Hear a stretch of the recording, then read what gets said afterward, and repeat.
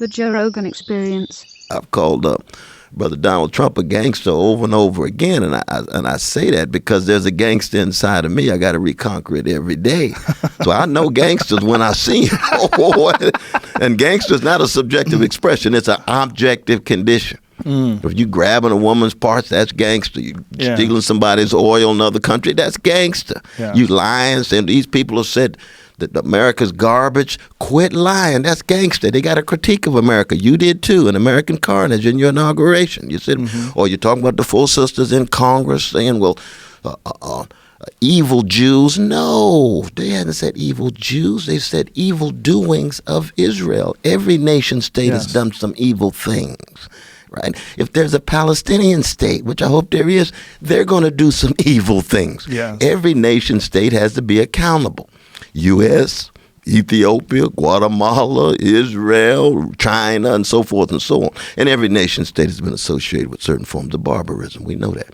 But there's some good things. Some wonderful things about Israel, some wonderful things about Palestinians in formation, creating a state. There's wonderful things about America. I mean, a lot of people say, even Brother Trump, oh, they hate America. No, they love American comics. They love American music. You ask Sister Talib, you ask Sister Priestley, y'all love Aretha? Oh, Aretha Franklin means the world to me. What about Mary J? Mary J means the world. Mary J and Aretha are as American as Donald Trump.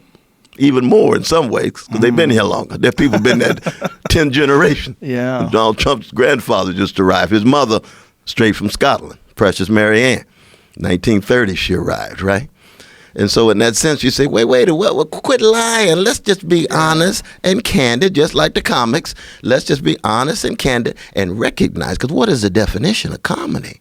It is first drama, which is conflict emotionally felt and critically reflected upon, but it's that conflict that's rooted in incongruity. Things don't fit. So there's the possibility of hypocrisy, right? And we know hypocrisy is the tribute of vice to virtue. So that there's standards and you fall short. So you can laugh at it. Now, when it's really deep comedy, it's talking about the human condition. See, that's a deeper thing. Now, see, that's where you get Chekhov and Shakespeare and Joyce and the blues. Because deep comedy is the recognition of limits and incongruity at the highest levels of the mind, heart, and soul. That's a different thing. So, I mean, you can start with comedy with, the clown who's walking around slipping on bananas, or the sophisticated professor who doesn't realize that he got a banana hanging out the back of his pocket when he's lecturing with the students. Everybody laughing. He don't know what's going on. Well, that's bodily-based comedy. Farts and bananas and so forth. And it's important. Yes. But high comedy is the highest levels of human dignity. Love, thought, music, mathematics, metaphysics, and then recognize all of those are incongruous. They're broken. They're fractured. There's dramatic conflict of incongruity at the highest levels of who we are as a species. Now, that's deep stuff. That is deep stuff. Oh, Lord. And one of the most fundamental questions of Western civilization is, how come Socrates never cries and Jesus never laughs? Ooh. Now, that's the question Thomas More was wrestling with in the Tower of London before he was executed in his dialogues on tribulation. Socrates never sheds a tear. What does that mean? The founder of philosophy in the modern West has a love of wisdom, but he never loves people, because it's impossible to love human beings and not shed tears. Wow. You go to your mama's funeral and you're not shedding tears and you're committed to the Socratic ideal of self-mastery and self-control, you need to get off the crack pipe. Get off. Show her the depths of your love for her through being outside of your self-mastery. The tears will flow. Yes. You see it? And it's the other way. It's like your daughter. This precious thing that you got when we walk in for your daughter. You see? Mm-hmm. When she graduates, you and your wife are going to have tears of joy. That ain't the moment for self-mastery. That's not the moment to be Socratic. And so when Socrates is dying, his wife walks in, Xanthippe, And she's crying. He said, get her away, get her away. I can't stand tears. So that's a problem. Yeah. That's the problem. See, I come from black folk. We start with tears. All the mess we had to come to terms with. You know what I mean? Cries and so forth. And Hebrew scripture begins with the cries of oppressed people too, right? But then Jesus never laughs. Ooh, now see, that's a deep one. That is a deep one. That's G.K. Chesterton. Chesterton said, Jesus turns over the tables of the money changers. He does not conceal his rage. Crucial. Jesus does weep. That's one of the most profound verses in the Christian Bible, right? Jesus wept. Yeah. Unlike Socrates. Why did Jesus weep? He wept for Jerusalem. He wept for Lazarus. He wept for his friends. But Jesus hides and conceals his mirth. That's what Chesterton says. Is there any laughter in the Bible? Well, Isaac means laughter.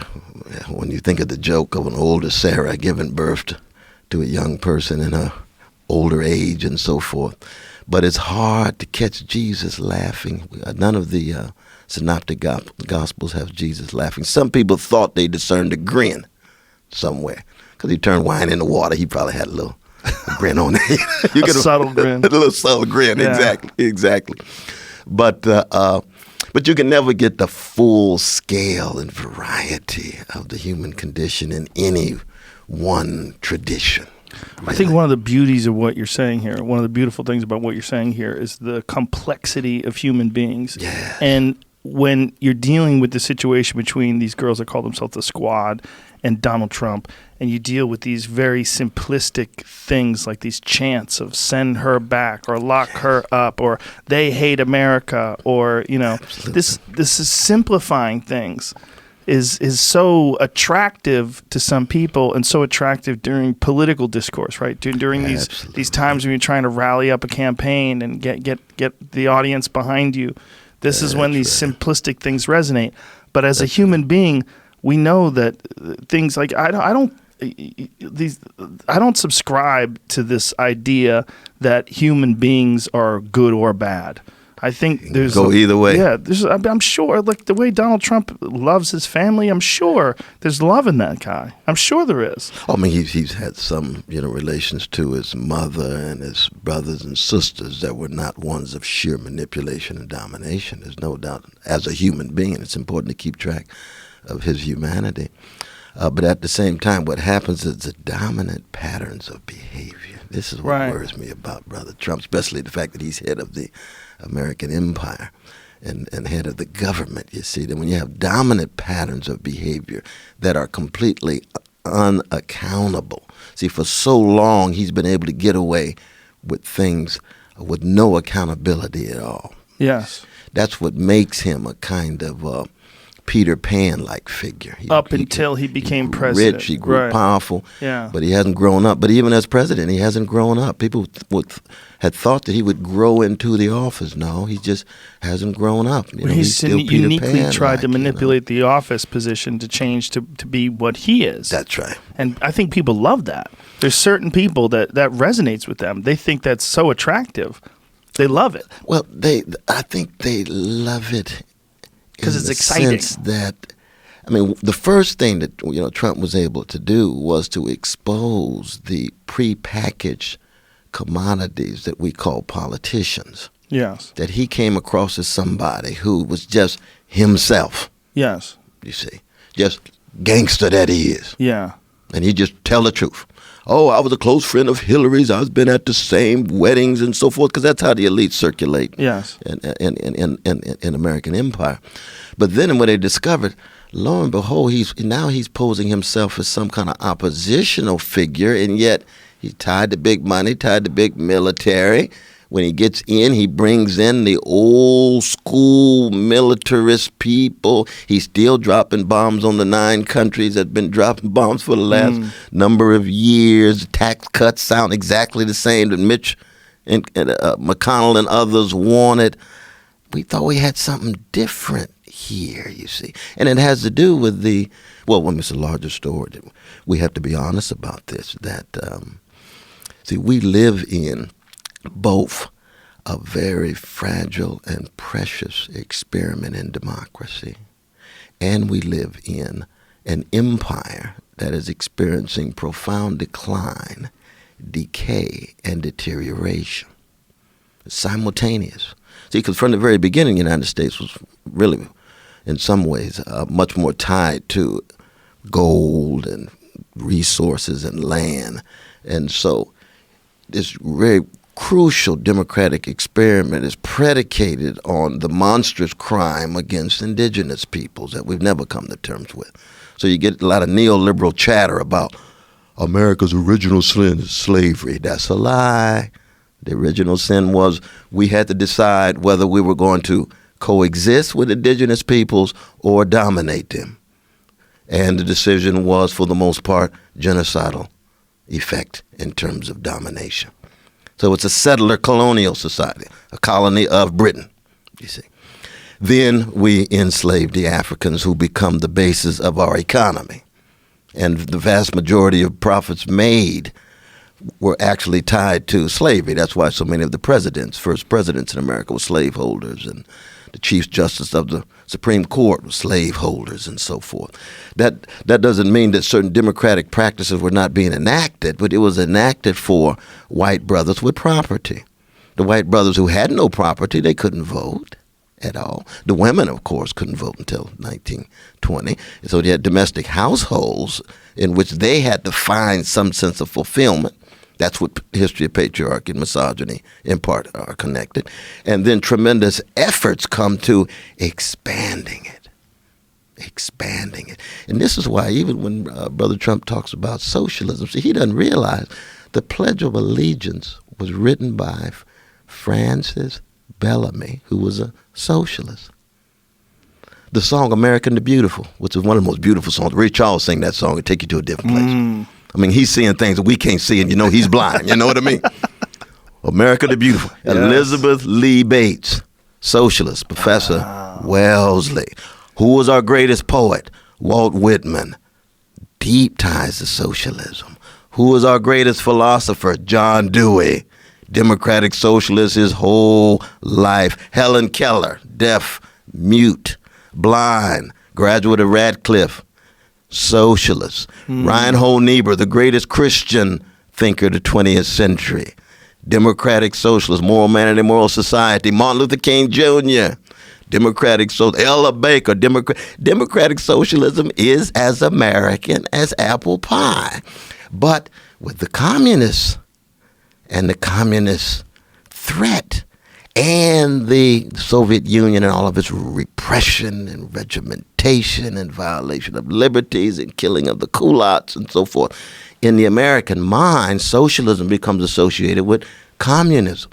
And so you saw Brother Lindsay the other day, right? Yes. He looked like a cartoonist version of Joseph McCarthy. They're all communists. They're all communists. And you see, what happens is in the neo-fascist discourse, it's true anywhere around the world. If you can define a community as pure and then characterize those on the outside who are threatening as impure, and then view yourself as those coming to the rescue to preserve the purity, it can be based on race, it can be based on religion, it can be based on politics. Preserve that purity. We saw it in the 50s with the hysteria. The communists were what? Smith Act. They're deported or they're taken to jail. I mean, the first city councilman from Harlem, Benjamin Davis, went to jail because he was a communist, you see, because they were the impure, you see. Now, communism needs to be radically called into question in terms of its dominating forms, like the Soviet Union and China on the Mao and so forth and so on. But at the same time, when you look at Karl Marx and his critique of capitalism, this is prior to Lenin, prior to Stalin, he says capitalism is tied to this obsession with profit that puts profit before people, and it will generate oligopolies in which there will be grotesque levels of wealth inequality, and the only way that poor and working people will be able to gain access to any resources is through organizing and mobilizing.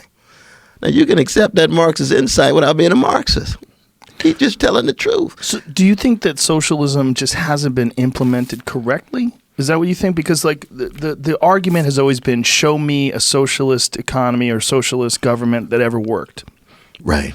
But right. there's so many people that find the idea of socialism attractive because it combines this idea of a community with a nation, and that we're all tied together. And we obviously have some socialist aspects to our civilization in terms of like utilities and Military. taking care of the road, the See, military. We're not going to outsource the military. Firefighters, police officers. Police. There has Yes. to be some kind Right. of governmental control.